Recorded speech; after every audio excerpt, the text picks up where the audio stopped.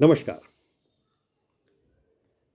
America के राष्ट्रपति Donald Trump एक बार फिर से सुर्खियों में हैं अपने बड़े फैसलों को लेकर।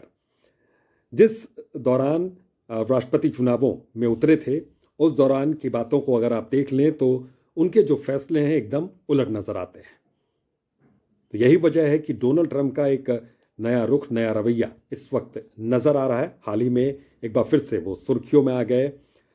इजराइल के प्रधानमंत्री नेतन्याहू के साथ उन्होंने एक मीटिंग की। ये मीटिंग बड़ी दिलचस्प रही। हालांकि उस मीटिंग में क्या बातें हुई वो तो सामने नहीं निकल कर आई, लेकिन नेतन्याहू के साथ एक संयुक्त रूप से प्रेस कॉन्फ्रेंस उन्होंने की और उस दौरान उन्होंने बहुत बड़ी बातें की। ये बड़ी बातें इसलिए हैं क्योंकि इनका ये जो फैसला है, इस फैसले के असर के तौर पर यह देखा जा रहा है कि बहुत सी अरब कंट्रीज हैं यहां पर अमेरिका से नाराज हो सकती हैं, खफा हो सकती हैं। हालांकि अमेरिका को किसी की नाराजगी की फिक्र नहीं है, लेकिन फिक्र यहां पर डोनाल्ड ट्रंप के रवैये को लेकर है, क्योंकि डोनाल्ड ट्रंप से पहले भी अब कई ऐसे राष्ट्रपति रहे जिन्होंने अपनी नीतियों में बदलाव किया, खासतौर पर विदेश नीतियों में बदलाव किया, और उसके बाद सालों साल यहां पर लग गए युद्ध में अमेरिका के सैनिकों के जाते हुए।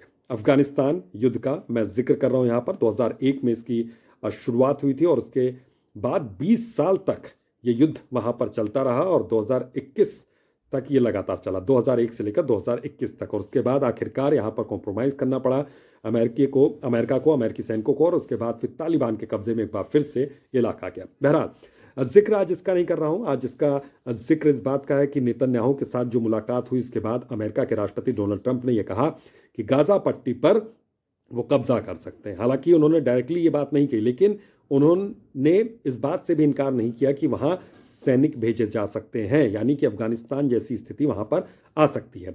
उन्होंने साफ तौर पर यह कहा कि आर्थिक तौर पर वहां पर मजबूत करने के लिए अब उनको काम करना होगा। अमेरिका इसमें हस्तक्षेप करेगा।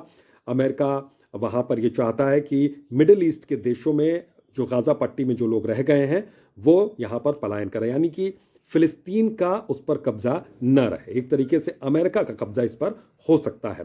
जो मुलाकात में जो बातें हुई उसके मुताबिक यहां पर अमेरिकी राष्ट्रपति ने ये बातें कही।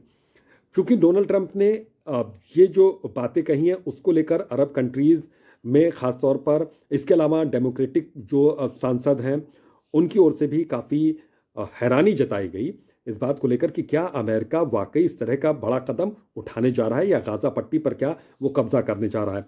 क्योंकि यहाँ का एक बड़ा क्षेत्रफल 140 वर्ग मील में ये फैला है, जहाँ पर 23 लाख लोगों की आबादी फिलहाल रहती है, और ये माना जा रहा है कि वो 23 लाख लोगों की आबादी वहाँ से अब चली जाए। ये अपील भी डोनाल्ड ट्रंप एक तरीके से करते हुए नजर आ रहे हैं ताकि यहाँ पर विकास हो, मिडिल ईस्ट के अब देशों में ये जाए। तो इजराइल के प्रधानमंत्री नेतन्याहू की मौजूदगी में ट्रंप ने ये सारी बातें कही। तो ये माना जा रहा है, डेमोक्रेटिक सीनेटर हैं क्रिस, उन्होंने ये कहा कि दशकों तक फिर युद्ध यहाँ पर चल सकता है, यानी कि इस तरह का कदम अगर डोनाल्ड ट्रंप उठाते हैं तो फिर एक युद्ध में झोंकने जैसी स्थिति यहाँ पर हो जाएगी और फिर अफगानिस्तान वाले हालात यहाँ पर न बन जाए। यही वजह है कि डोनाल्ड ट्रंप के अपने जो फैसले हैं, डोनाल्ड ट्रंप को अपने फैसले पर फिर से विचार करना पड़ सकता है। हालांकि नेतन्याहू के साथ उन्होंने मीटिंग के बाद ये सारी बातें कह तो दी, लेकिन इसके दूरगामी परिणाम क्या होंगे, भविष्य में किस तरीके से अमेरिका का इस फैसले के बाद यहाँ पर देखा जा रहा है। क्योंकि अमेरिका जिस तरीके से फैसले, अभी टैरिफ को लेकर भी उन्होंने एक बड़ा फैसला लिया था, एक ट्रेड वॉर की तरफ तो चला ही गया था। इसके अलावा एक रियल वॉर के तौर पर यहाँ पर देखा जा रहा है कि अगर गाजा पट्टी में अमेरिकी सैनिक उतरते हैं तो फिर ये स्थिति कितने सालों तक बनी रह सकती है। यही वजह है कि डोनाल्ड ट्रंप एक के बाद एक बड़े फैसले लेकर दुनिया भर को चौंकाने के काम में फिलहाल जुटे हुए हैं।